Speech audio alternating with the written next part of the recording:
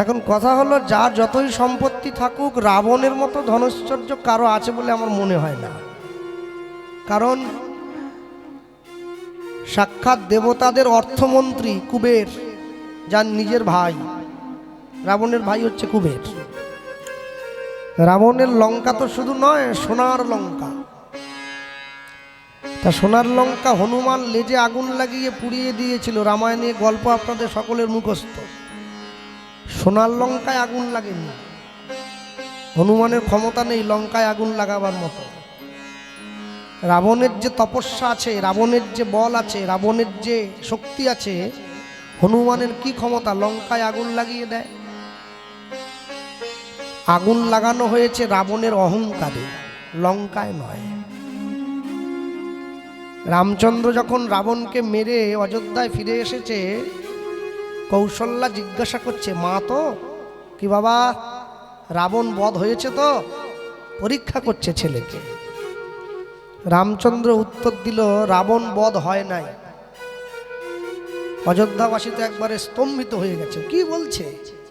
এতদিন ধরে যুদ্ধ হলো, এত বানর সেনা এত মারা গেল, এত লড়াই হলো, লক্ষণের শক্তিশাল হয়ে গেল, বানর সেনারা রাম নাম লিখে সেতু বেঁধে ফেললো পাথর দিয়ে, আর রামচন্দ্র সাক্ষাৎ, যার জন্যে এত কিছু হলো, সে বলে রাবণ বধ হয় নাই। তখন মা কৌশল্যা বলছে, তাহলে রাবণ যদি না মরে তাহলে মরল কে? বলছে, মা অত্যাচারী, অনাচারী, ব্যভিচারী, পাপাচারী, পণ্ডিত কিন্তু অহংকারে পরিপূর্ণ, এই অহংকারের বিনাশ হয়েছে, রাবণের বিনাশ হয় নাই। রামচন্দ্রের জ্ঞানের অহংকার ছিল, আর রাবণের অহংকারের জ্ঞান ছিল। তাই একজন দেবতা হয়ে গেছে, একজন দানব হয়ে গেছে। অহংকারের জ্ঞান মানে কতটা জ্ঞান অর্জন করলে অহংকার শূন্য হওয়া যায়, রামচন্দ্রের সেই জ্ঞান আছে। আর জ্ঞানের অহংকার মানে কতটা অহংকার থাকলে জ্ঞান একটা জায়গা পর্যন্ত গিয়ে সীমাবদ্ধ হয়ে যায়, স্তব্ধ হয়ে যায়, রাবণের সেই জ্ঞানটা আছে। তাহলে বাস্তব জগতে কোনো মানুষকে চলতে গেলে যদি দুটো পায়ের দরকার হয়, চৈতন্য মহাপ্রভুরও দুটো পা, শ্রী গৌরাঙ্গের দুটি পদ। ঠিক অনুরূপভাবে ভক্তির জগতে চলতে গেলেও মানুষের দুটো পায়ের দরকার হয়, একটা হচ্ছে প্রেম আর একটা হচ্ছে অনুরাগ। চৈতন্য মহাপ্রভুর দুটো পা, আমি তো পা বলতে পারি না, আমি চরণ বলেই সম্বোধন করলাম। চৈতন্য মহাপ্রভুর দুটো চরণ, একটা হচ্ছে রাধা, একটা হচ্ছে কৃষ্ণ। জগতের জীবের সঙ্গে এই পায়ের তুলনা হবে না। আশ্চর্য কি জানেন, দেখবেন আজকে আপনাদের এই স্থানে কীর্তন হচ্ছে, এই বাহাদুরপুর গ্রামে এত সুন্দর পঞ্চানন তলায় মন্দির আছে, বাবা পঞ্চানন বসে আছে মন্দিরে। বাহাদুরপুরের লোকজন যারা, তারা তো মাঝে মাঝে স্থির করতেই পারে যে আমাদের গ্রামে শুধু কীর্তন হলে হবে না, আমাদের গ্রামে মাঝে মাঝে আরো দুটো একটা সাংস্কৃতিক অনুষ্ঠান হলে অন্তত গ্রামের মানুষকে এক জায়গায় করা যায়। তো যখন দেখবেন কোনো জায়গায় কোনো সাংস্কৃতিক অনুষ্ঠান হয়, সেখানে বহু রকমের অনুষ্ঠান রাখা হয়, গান নাচ, গ্রামের ছেলে মেয়েরা গান করে, যারা নাচ শিখেছে নাচ করে। তো গ্রামের ছেলে মেয়েরা তো গান গায়, যে যে গান শিখেছে, কারণ তো সবার জন্য অনুষ্ঠান, কারোর জন্য বাদ নেই। এত ভালো মাইক দিয়েছে কমিটির ছেলেরা। তো গ্রামের ছেলেরা এসে একজনা গাইছে, গুরুদেবকে ধরে শিখেছে। তো প্রভুজি তুম চন্দন হাম পানি, প্রভুজি তুম চন্দন হাম পানি, জাতি অঙ্গ অঙ্গ বাসে সমানি। ওটা শিখেছে। যে বাড়ির ছেলে মেয়েরা রবীন্দ্রসঙ্গীত শিখেছে, তারা তো গাইবে না ওটা, রবীন্দ্রসঙ্গীত গায়। এই করেছ ভালো নিঠুর হে, নিঠুর হে, এই করেছ ভালো। যে বাড়ির ছেলে মেয়েরা নজরুল গীতি শিখেছে, তারা আবার ওটা গাইছে।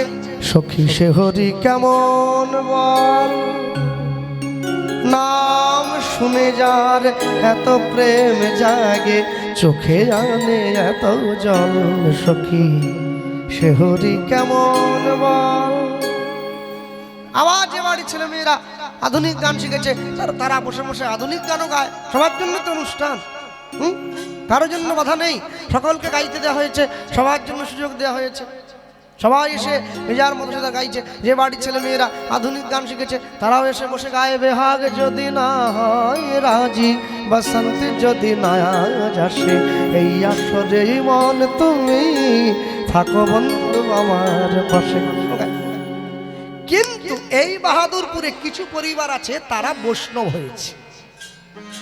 আগে মণ্ডল ছিল, এখন আর মণ্ডল বলে নিজেদেরকে পরিচয় দেয় না, এখন দাস বলে পরিচয় দেয়। মানে গোবিন্দের দাসত্ব স্বীকার করেছে। তারা তো এ গান গাইবে না, তারা এসে বসে গায়, অবতারের সার গোড়ায় অবতার, কেন না চিনিলি তারে। ছোট ছোট বেশি দিল না গেলাম। আচ্ছা আমাকে বলুন, এই যে এত রকমের গান হলো আর শেষে গিয়ে এই যে মহাজনের পদটা গাওয়া হলো, এই সবগুলো গান কি এক হয়ে গেল? না, একই মাটিতে তিনটে গাছ লাগানো হয়েছে, একটা মিষ্টি কুমড়োর গাছ, একটা উচ্ছের গাছ, আর একটা লঙ্কার গাছ। মাটিটাও এক, গাছগুলো পাশাপাশি বসিয়ে দেওয়া হয়েছে। পুকুর থেকে জল তুলে তিনটে গাছেই দেওয়া হচ্ছে। যখন তিনটে গাছে ফল ফললো, তিনটে ফলের স্বাদ তিন রকমের। উচ্ছেটা তিতো, লঙ্কাটা ঝাল, কুমড়োটা মিষ্টি। কেন? মাটিটাও তো এক, জলটাও তো এক, তিনটে গাছের ফলের স্বাদ তো তিন রকম হবে কেন? তো একরকমই হতো। সব এক, তিনটে গাছের কর্ম তিন রকম।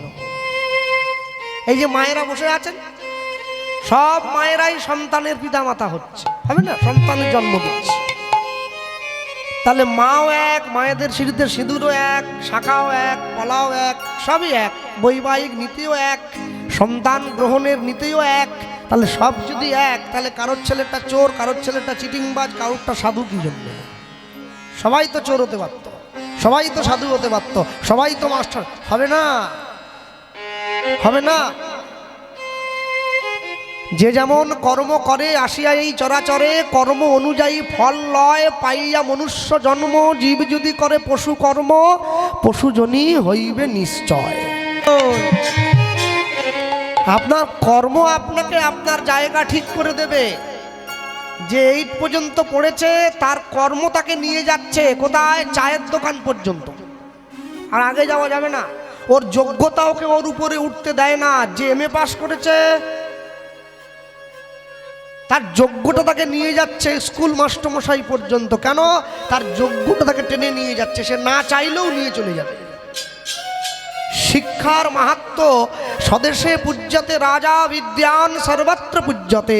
যে রাজা হয় সে নিজের দেশে পুজো পায়, যে বিদ্যান ব্যক্তি হয় সে সর্বদেশে পুজো পায়। তবে বিদ্যাটা বিদ্যার মতো হতে হবে, অবিদ্যাকে সাথে নিয়ে বিদ্যা গ্রহণ করলে হবে না। দুটো বিদ্যা মানুষের কাছে আছে, একটা পরমার্থ বিদ্যা, একটা পরাবিদ্যা বা জড়বিদ্যা। পরাবিদ্যায় কি হয়? জীব অনেক শিক্ষিত হয়, পরাবিদ্যায় শিক্ষা লাভ হয়। কিন্তু এই জড়বিদ্যার সঙ্গে সঙ্গে মাধ্যমিক, উচ্চ মাধ্যমিক, BA MA PhD করা হলো, এই জড়বিদ্যাটা গ্রহণ করার সঙ্গে সঙ্গে যদি ঐশ্বরিক বিদ্যাটা না থাকে, যদি পরমার্থিক বিদ্যা না থাকে, তাহলে ক্ষতিটা কি হবে? ওই যে ক্ষতিটা হাতে কলমে পাওয়া যাবে, ক্ষতিটা সার্টিফিকেট দিয়ে মাপা যায় না। হাতে কলমে ক্ষতিটা কি? MA পাস ছেলে বড় চাকরি করে নিজের মা বাবাকে বৃদ্ধাশ্রমে পাঠিয়ে দিচ্ছে। এখানেই বোঝা যায় ঐশ্বরিক চেতনা তার মধ্যে নাই। যার জন্য কীর্তনের আয়োজন, মহাপ্রভুর এই মত পথকে প্রচার করবার জন্য কীর্তনের আয়োজন। কীর্তন যে শুনতে বসেছেন আপনারা, এমনি এমনি কেউ বসে নাকি? এমনি এমনি কেউ কীর্তন শুনতে বসে না। কীর্তনের অনেকগুলো উপকার আছে। কীর্তনের একটা একটা করে 8টা উপকার আছে। চৈতন্য মহাপ্রভু নিজে বললেন 8টা উপকার। চেতো দর্পণ মার্জনম, ভব মহাদাবগ্নি নির্ব্যাপনম, শ্রেयो কৈরব চন্দ্রিক বিতরণম, বিদ্যাবধু জীবনম, আনন্দম বুদ্ধিবর্ধনম, প্রতিপদম পুরুণামৃত স্মাগনম, পরমাত্মা স্বপনম পরম বিজয়তে, শ্রীকৃষ্ণ সংকীর্তনয়ম। 8টা উপকার কীর্তনের। তাহলে চৈতন্য মহাপ্রভু দুটো চরণ, রাধা আর কৃষ্ণ, এই দুটো চরণকে কেউ যদি সার করতে পারে, শ্রী গৌরাঙ্গের দুটি পদ, যার ধন সম্পদ, ওই যে বললাম, সে জানে ভক্তি রস সার, সে ভক্তির সার তত্ত্ব জেনে যাবে। এরপরে বললেন গৌরাঙ্গ মধুর লীলা, যার কর্ণে প্রবেশিলা, হৃদয় নির্মল ভেল তার। ভালো করে দেখুন, এই যে ইউটিউবারগুলো এসছে, এরা বসে আছে, ক্যামেরা নিয়ে টানিয়ে দিয়েছে। এরা এই যে রেকর্ডিং করতে যাচ্ছে, প্রত্যেক দিন রেকর্ডিং করতে গিয়ে কিন্তু মেশিনটা চালিয়ে দিয়ে ক্যামেরাটা অন করে দিয়ে এরাও কিন্তু কীর্তন শুনছে, কানে পড়ছে, ইচ্ছে হলেও শুনছে, না হলেও শুনছে। তবে মাঝে মাঝে শুনতে হয় হেডফোন দিয়ে, সাউন্ডটা ঠিক আছে নাকি। যখন হেডফোনটা কানে লাগিয়ে শুনছে তখন কিন্তু কানে হিন্দি গান ঢুকছে না, কানে কিন্তু কীর্তনই ঢুকছে। আর এই যে কীর্তনটা ঢুকছে, কানে ঢুকতে ঢুকতে ঢুকতে ঢুকতে ঢুকতে ঢুকতে দেখবেন, আমি অনেক ইউটিউবারকে দেখেছি, আগে অন্যরকম ছিল, যখন কীর্তন জগতে ইউটিউব করতে করতে আস্তে আস্তে করে যখন ভগবানের নামটা কর্ণমূলে ঢুকছে, এবারে আস্তে আস্তে তুলসীর মালা পড়তে আরম্ভ করেছে। কেন বলুন তো? এটা নামের ফল। কেউ যদি অনিচ্ছাতেও হরিনাম শোনে, শক্তিশালী ওষুধ পেটে গিয়ে পড়লেই কাজ শুরু করে দেয়। ওষুধ বুঝবে না, আপনি না জেনে ওকে খেয়েছেন। ওষুধ জানে খেয়েছে মানে কাজ করতে হবে। কি যারা বিষ খেয়ে মরে, দেখেন না, বিষ খেয়ে একবার যে ঘুরে এসছে হসপিটাল থেকে, সে জীবনে আর বিষ খাবে না। গোটা শরীরে যত জায়গায় ফুটো আছে সব দিক দিয়ে পাইপ চালিয়ে দেয় ডাক্তার, ঢোকা সব বার কর। বিষটা খাওয়ার পর যখন বিষের অ্যাকশনটা শুরু হয়, তখনও বোঝে যে কেন খেতে গেলাম বিষ, বাবা রে, না খেলেই বুঝি ভালো। হ্যাঁ,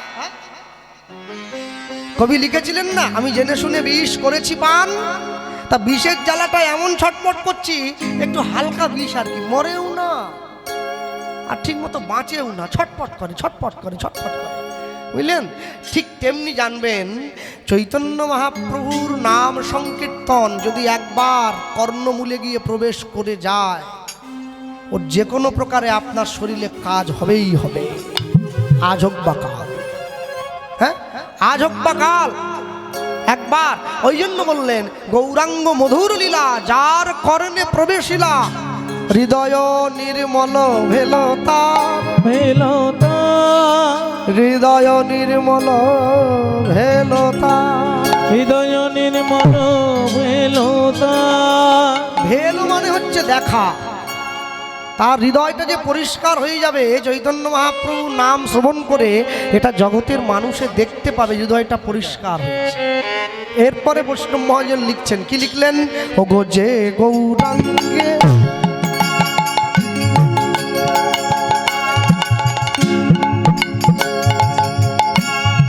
ওগো যে গৌরাঙ্গে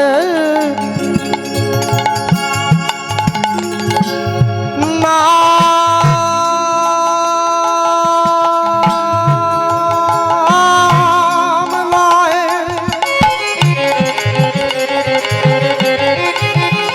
অনুদ্ধরি হৃদয় গৌর হরিব,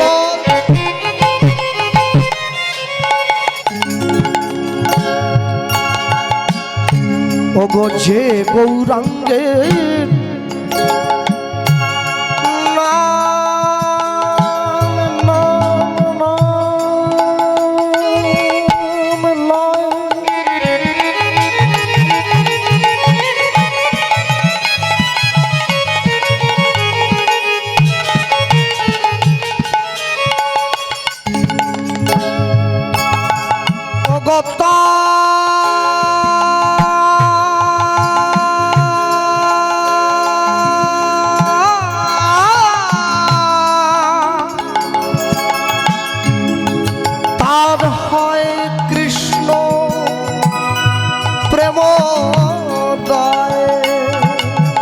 ওগো যে গৌরাঙ্গে,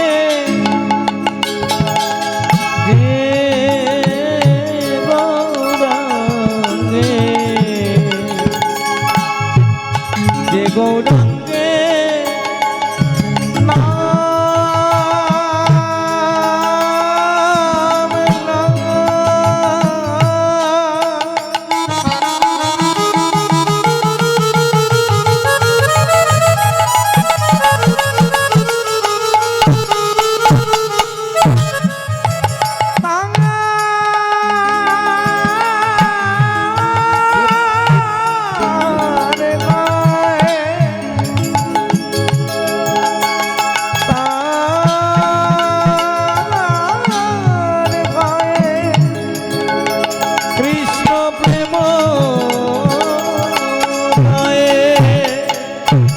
তারে মুই যাও বলিহারি, তারে মুই যাও বলিহারি। ওগো তারে মই টোনটা কমিয়ে দাও, ডেপটা বাড়িয়ে দাও। যাও বলে হারি, তারে মই যাও বলে হারি। গৌরাঙ্গ গুণেতে ঝুরে নিত্য লীলা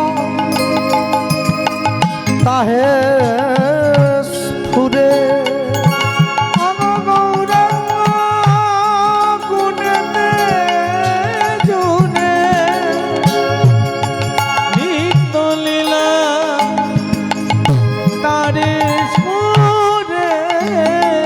এবার সেজন ভক্তি অধিকার,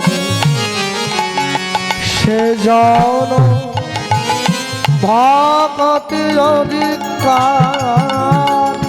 ওগো সেজন ভক্তি অধিকারী, সেজন ভক্তি অধিকারী। আমার গৌর জানলে সব জানা হলো, গৌর জানলে সব জানা হলো। ওগো শাস্ত্র জানলে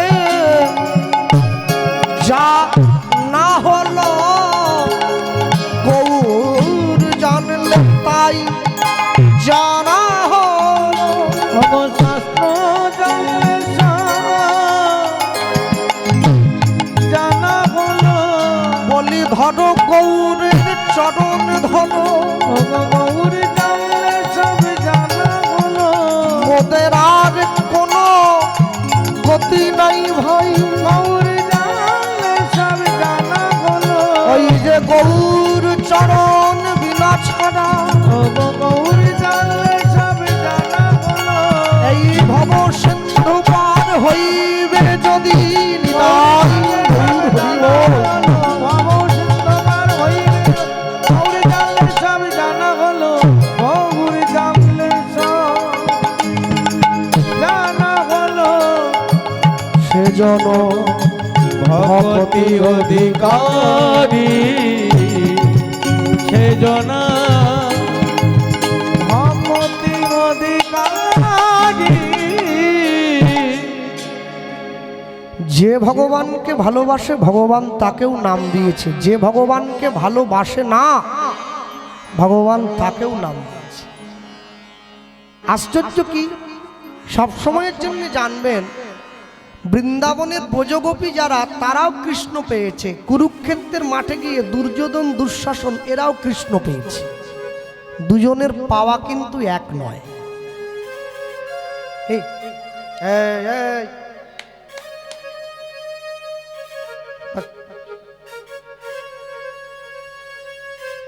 বীজের মধ্যে বৃক্ষ আছে কবু না যায় দেখা, নামের মধ্যে নামই থাকে হৃদয় পটে আঁকা। আমের আটিটার মধ্যে একটা বিরাট বড় আম গাছ লুকিয়ে আছে, এটা কি আমরা শুরুতে দেখতে পাই? যখন গাছটা হয় তখন দেখতে পাই। আসলে ওই একটা বাগানে একটা আম গাছে সুন্দর একটা আম পেকেছিল, আমটাকে দেখা মাত্র আমার একটু লোভ হলো, যদি আমটা একটু পেড়ে খেতে পারতাম। আচ্ছা, লোভটা জাগলো কোথায়? মনে। আমটাকে দেখলো কে? চোখ। তাহলে আমটা পাড়তে গেলে বাগান পর্যন্ত যেতে হবে, বাগান পর্যন্ত যেতে সাহায্য করছে কে? আমার পা। গাছে উঠে পাড়তে হবে, গাছে উঠে সাহায্য করছে কে? আমার হাত। উঠলাম, হাত দিয়ে ধরে গাছটাকে আমটাকে পাড়লাম। খাচ্ছে কে? আমার মুখ। আমটাকে চিবোচ্ছে কে? আমার দাঁত। আমের স্বাদটা উপভোগ করছে কে? আমার জিহ্বা। আমটা গিয়ে জমা পড়লো কোথায়? আমার পেটে। এই পুরো ঘটনাটা লক্ষ্য করলো কে? বাগানটা যার সে। ধরে ফেলেছে, চুরি করতে গেছি তো। বললো, সে ধরে আমাকে পিটুনি দিল। পিঠ মার খাচ্ছে কে? যার সঙ্গে ঘটনার কোনো সম্পর্ক নাই, সে পিটুনি খাচ্ছে। পিঠ। এইবার পিটুনি খাওয়ার পরে ব্যথা লেগেছে তো, ব্যথা লাগলে জল নেমে আসছে কোথা থেকে? চোখ দিয়ে। আমটাকে প্রথমে দেখেছিল কে? এই চোখটা। দৃষ্টিভঙ্গিটাকে উন্নত করা এত সহজ কথা নয়। ভক্তি যখন ভোজনে প্রবেশ করে, ভোজন তখন প্রসাদ হয়ে যায়। ভক্তি যখন জলে প্রবেশ করে, জল তখন চরণামৃত হয়ে যায়। ভক্তি যখন ঘরে প্রবেশ করে, ঘর তখন মন্দির হয়ে যায়। ভক্তি যখন দেহে প্রবেশ করে, মানুষ তখন ভক্ত হয়ে যায়। ভক্তি যখন আত্মায় প্রবেশ করে, মানুষ তখন সাধুত্ব লাভ করে। ভক্তি যখন পরমাত্মায় প্রবেশ করে, দেহ গোবিন্দ চরণে বিলীন হয়ে যায়। হরি বল। আপনি চাইলেই ভক্তি অর্জন করতে পারবেন না। ভক্তি এত সোজা কথা নয়। প্রত্যেক দিন যারা বাড়িতে স্নান করে তুলসী গাছে জল দিচ্ছেন, তুলসীর কাছে গিয়ে ভক্তিটা চাইতে হয়, তবে ভক্তি পাওয়া যায়। কারণ ওটা তাকে দায়িত্ব দেওয়া আছে। চাইতে যদি না জানে কেউ, তাহলে তার জীবনের সমূহ বিপদ একটু একটু করে নেমে আসে। কেন জানেন? সব সময়ের জন্য জানবেন, আপনি আচরি ধর্ম জীবের শেখায়, আপনি না আচরিলে ধর্ম অপরে শেখানো না যায়। বাবা প্রত্যেক দিন ছেলেটাকে সন্ধেবেলা পড়তে বসার সময়, বাবা যখন ছেলেটাকে নিয়ে পড়াতে বসে, ছেলে দেখে বাবার হাতে একটা সিগারেট ধরা আছে। ছেলে যখন একটু বড় হয়েছে, ছেলে তো বাবাকে দেখিয়ে খেতে পারে না, লুকিয়ে লুকিয়ে খায়। পাড়ার লোক এসে বাবার কাছে নালিশ করে যায়, আপনার ছেলে কিন্তু লুকিয়ে সিগারেট খাচ্ছে। বাবা যখন গিয়ে ছেলেকে বলছে, তুই সিগারেট খাচ্ছিস কেন? ছেলে বলে, আমি ছোটোর থেকে দেখেই বড় হয়েছি, তুমি নিজে সিগারেট খেতে। সন্তান জন্ম হওয়ার পরে, সন্তানকে বড় করবার পর পিতামাতাকে অনেক ভেবে চিনতে পথ চলতে হয়। পিতামাতা যদি নিজের জীবনে একটু ভুলভ্রান্তি করে, ওই ভুলভ্রান্তি সন্তানের উপরে গিয়ে পড়বে, যার জন্যে সংসারে কৃষ্ণ ভক্ত সন্তানের বড় অভাব। কৃষ্ণ ভক্ত সন্তানের জন্ম দিতে গেলে সবার আগে পিতামাতাকে কৃষ্ণ ভক্ত হতে হবে, গৌর ভক্ত হতে হবে, তবে তো কৃষ্ণ ভক্ত গৌর ভক্ত সন্তানের জন্ম হবে। বর্তমান সমাজ ব্যবস্থায় দাঁড়িয়ে মানুষ নিজের কাম বাড়াবার নেশায় ব্যস্ত, প্রেম বাড়াবার জন্য কেউ ব্যস্ত নয়। চৈতন্য মহাপ্রভু বলেছিলেন, কি কাজ সন্ন্যাসে মোর প্রেম প্রয়োজন। প্রেম যদি না থাকে, তাহলে সাধু হয়ে কি হবে?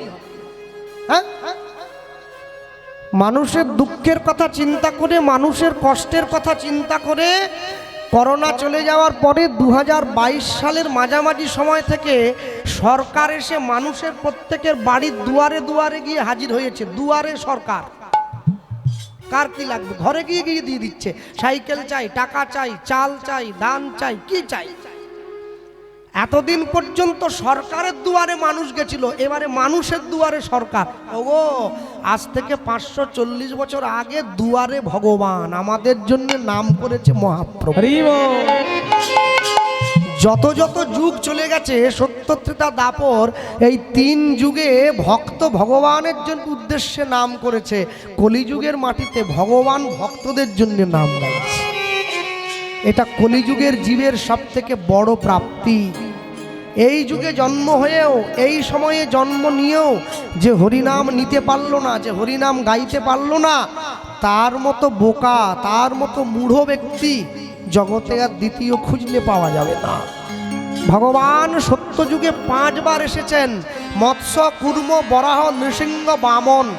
ত্রেতা যুগে 2 বার এলেন, রাম, পরশুরাম। দাপর যুগে 1 বার এলেন, কৃষ্ণ। কলিযুগে 1 বার এসেছেন বুদ্ধ রূপে, আরেকবার আসবেন উড়িষ্যার সম্বলপুরে বিষ্ণু যশা ব্রাহ্মণের ঘরে কল্কি অবতার রূপে। শ্রীমদ্ ভাগবত সেই কথাই প্রচার করছে। তাহলে এই যে ভগবানের 10 অবতার, এই 10 অবতারের মধ্যে তো মহাপ্রভুর নাম নেই। তাহলে মহাপ্রভুকে আপনারা অবতার বলেন কেন? কেন আমরা কীর্তনে গাই অবতারের সার গোরা অবতার, কেন না চিনিলি তারে? কোনো কীর্তনী আবার গায়, কে যাবি ভাই ভবসিন্ধু পার, ধন্য কলি যুগ ধন্য চৈতন্য অবতার। আবার কোনো কীর্তনীয়রা গায়, বড় অবতার ভাই বড় অবতার, পতিতের বিলা হলো প্রেমেরও ভাণ্ডার, এই জন্যই অবতার। মহাপ্রভু অবতার নয়, দয়া করে এ ভুলটা কেউ করবেন না। মহাপ্রভু অবতার বলে কে বলেছে? মহাপ্রভু হচ্ছে অবতরী।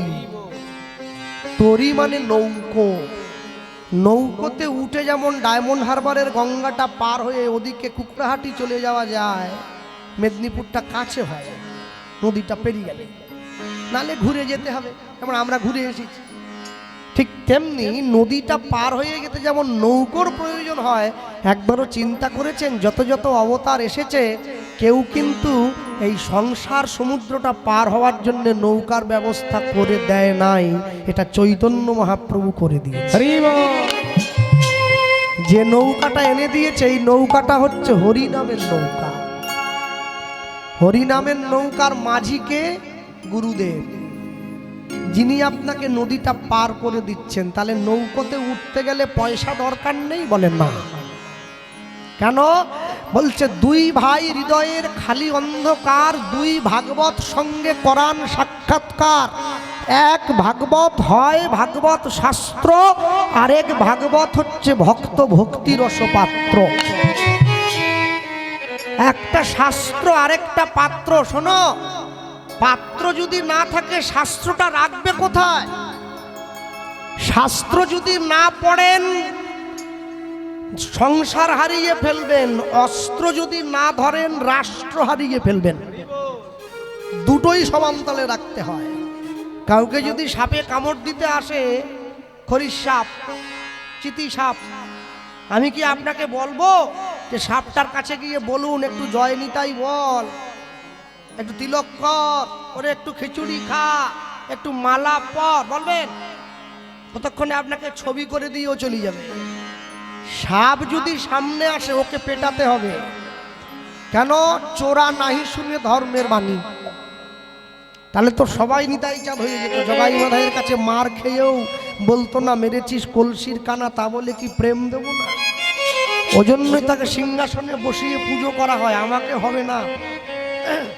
আলেকজান্ডার বলেছিলেন, সত্য সেলুকাস কি বিচিত্র এই দেশ, যে দেশের রাজা মৃত্যুবরণ করে তবু মাথা নত করে না। তাহলে বিশ্বকবি যে লিখলেন, আমার মাথা নত করে দাও হে তোমার চরণ ধুলার তলে। হ্যাঁ, তাহলে চরণ ধুলার তলে মাথা নত করব। কখন করব? কখন করব জানো? ওই তখনই করব আমি নিজেরে করিতে গৌরবদান, নিজেরে কেবলি করিও কৌমান, নিজেরে করিতে গৌর।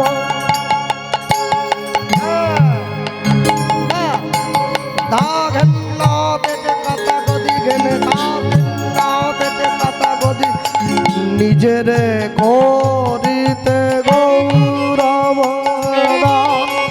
নিজেরে কেবলি করিও অপমান, আপনারে শুধু ঘেরিয়া ঘেরিয়া, আপনারে শুধু ঘেরিয়া ঘেরিয়া, ঘুরে মরি পলে পলে, আমার মাথা নত করে দাও হে তোমার চরণ ধুলার তলে, আমার মাথা নত করে দাও হে তোমার চরণ ধুলার তলে।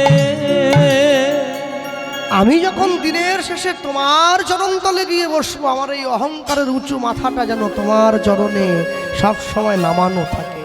হ্যাঁ প্রভু, সব সময়ের জন্য জানবে। কেন জানো? আমি জগতে যত কাজ করি, আমি যদি 10 টাকার কাজ করি, আমি 20 টাকার প্রচার করি। কি হরিসভায় অনেকে আছে কীর্তনে এসে বলে মহোৎসবের দিন আমাদের মেদিনীপুরের দিকে দেখ, বলে মহোৎসবে আমার 2 টিন তেল। মেদিনীপুরের দিকে মহোৎসবে অনেক লোক প্রসাদ পায় জানেন, 20-30 হাজার করে। এখন ভিক্ষাটা দরকার, এক বাবু এসে বলছে আমার 2 টিন তেল লেখ। এই যতবার কীর্তন হবে প্রত্যেক আধ ঘন্টা অন্তর কীর্তন থামিয়ে দিয়ে আমার নামটা বলবি। প্রচার করতেছে। মানুষ একভাবে বসে কীর্তন শুনতেছে, যে আবার প্রচার করে সে মাইক নিয়ে বসে আছে, মাইক ম্যানের কাছে হরে কৃষ্ণ কীর্তন নিয়ে তাকাচ্ছে। কিছু করার নেই তো, থামিয়ে দিয়েছে। সে বলতেছে আমাদের আসরে বিমল মণ্ডল, এই জায়গা নাই তো, বেঁধে গেল নাকি? তাহলে মুশকিল আবার। হ্যাঁ, আমাদের আসরে বিমল মণ্ডল বাহাদুরপুর গ্রাম নিবাসী মহোৎসবের দিন ভক্ত সেবার জন্য 2 টিন তেল দান করলো। হরিধ্বনি হরিধ্বনি হরিধ্বনি বলে দিল। আবার গান চলছে, মানুষ একভাবে শুনছে। আরেকবার, ও তো দাতা নয়, ও বিজ্ঞাপন দাতা। আরে লোক দেখিয়ে যে দান করে সে দাতা হয় নাকি? লোক দেখিয়ে যে দান করে ওকে বলে বিজ্ঞাপন দাতা, কাউকে না জানিয়ে যে দান করে সেই হচ্ছে দাতা। ডান হাতটা দেবে, বাঁ হাত যেন জানতে না পারে যে দিয়ে দিচ্ছে। প্রভু সব সময়ের জন্য জানবে, জগতে যাই কিছু করো না কেন, তুমি কোনোদিনের জন্য ঈশ্বর সেবার জন্য যা নিয়োগ করছো একবার নিজেকে তার চরণে দিয়ে দেখো। নিজেকে যদি তার চরণে দিয়ে দেখতে পারো তাহলে তুমি দেখবে তোমার জীবনের সকল কিছু কত সুন্দরভাবে বৈষ্ণব মহাজন সেইটাই ব্যক্ত করছে। কি লিখলেন তাকিয়ে দেখুন, গৌর প্রেম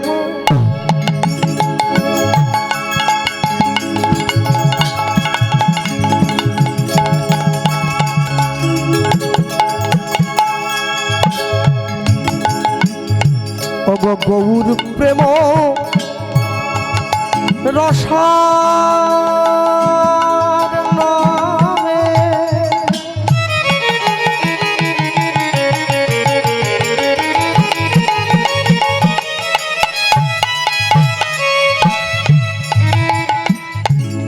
যে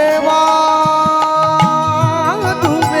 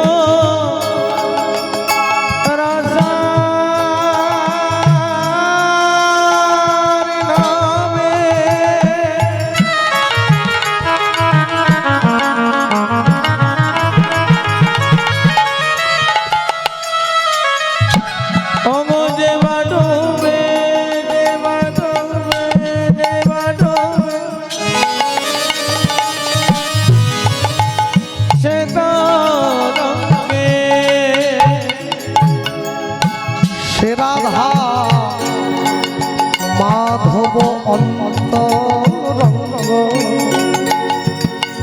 সে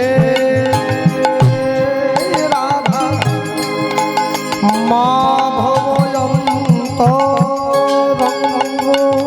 ওগো সে রাধা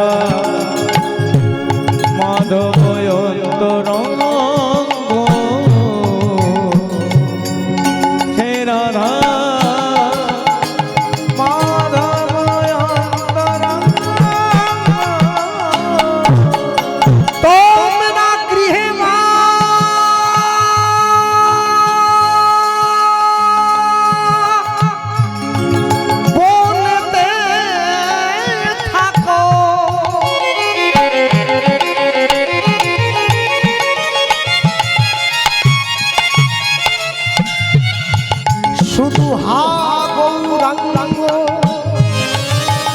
হা গৌরাঙ্গ বলে রাখো। তোমরা বিধবা মনেতে থাকো, আগৌরাঙ্গ বলে রাখো। ঠাকুর নরোত্তম মাগে তার সঙ্গ, ঠাকুর নরোত্তম নরোত্তম মাগে তার সঙ্গ। আমি এক মুখে বলতে পারি, আমি এক মুখে বলতে নারি, আমার গৌর গোবিন্দের লীলা মাধুরী। আমি এক মুখে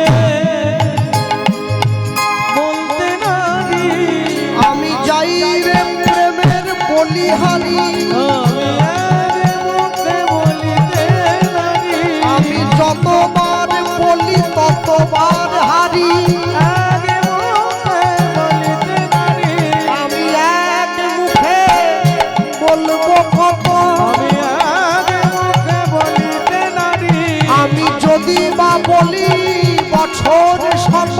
আমি এক মুখে বলিতে নারি, আমার গৌর গোবিন্দের লীলা মাধুরী। এক মুখে বলিতে নারি, ওগো প্রেমানন্দে কহ হরি হরি সবে। এক মুখে বলিতে নারি, প্রেমানন্দে হরি হরি। এক মুখে বলিতে নারি, এক মুখে বলিতে নারি, ঠাকুর নরোত্তম মাগে তার সঙ্গ। ঠাকুর নরোত্তম নরোত্তম মাগে তার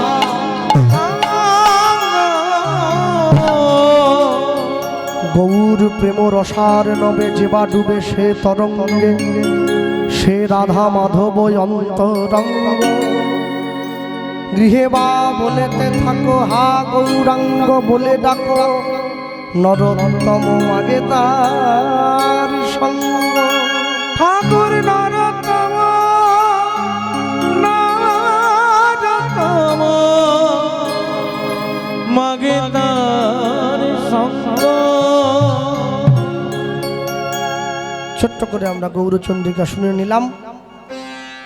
লীলা মাধুর্যের মধ্যে প্রবেশের পূর্বে বলতে গিয়ে বলবো, দেখবেন যখন আমরা কীর্তন করি, যে যে কমিটি বা যে যে গ্রামে কীর্তন হয়, হরিনাম সংকীর্তনের কিছু কিছু পদ আছে যেগুলো না গাইলে কীর্তন সম্পূর্ণ হয় না। কোনো কমিটির অনুষ্ঠানের বাজেট যদি 50 লক্ষ টাকাও হয়, তাকে ওই পদটা গাইতে হয়। ওটা না গাইলে কীর্তন সম্পূর্ণ হবে না একদম। ওই দেখবেন কমিটির ছেলেরা লাস্টে যখন হরিনামে দধি ভাণ্ড লুট হয়ে গেল, সবাই যখন ঘরে যাবে বাতাসা লুট দেয় না, হরিহরায় নম কৃষ্ণ যাদবায় নম, এ পদ গাইতেই হবে। ও কোটি টাকা বাজেট থাকলেও এ পদ না গাইলে কীর্তন সম্পূর্ণ হয় না। এই যে পদটা, এই পদের উপরে দেখবেন লেখা আছে, এই পদের একটা নাম আছে, নামের জায়গায় লেখা আছে নাম সংকীর্তন পূর্ণ, মানে এটির গাইলে সংকীর্তন সম্পূর্ণ হলো। এই পদে একটি বিশেষ পংক্তির ব্যবহার করা হয়েছে। বৈষ্ণব জগতে 6 জন বৈষ্ণবের নাম বলা হয়েছে এই জায়গাতে, এই পদে কি কি আছে দেখুন। জয়রূপ সনাতন ভট্ট রঘুনাথ, ভট্ট রঘুনাথ, শ্রীজীব গোপাল ভট্ট দাস রঘুনাথ, দাস রঘুনাথ, এই 6 গোসাইয়ের করি চরণ বন্দন। চরণ বন্দন, যা হইতে বিঘ্ন নাশ অভীষ্ট পূরণ। অভীষ্ট পূরণ, এই 6 গোসাই যাবে ব্রজে কইলেন, ব্রজে কইলেন বা, ব্রজে রাধা কৃষ্ণের নিত্য লীলা ভুবনে প্রকাশ।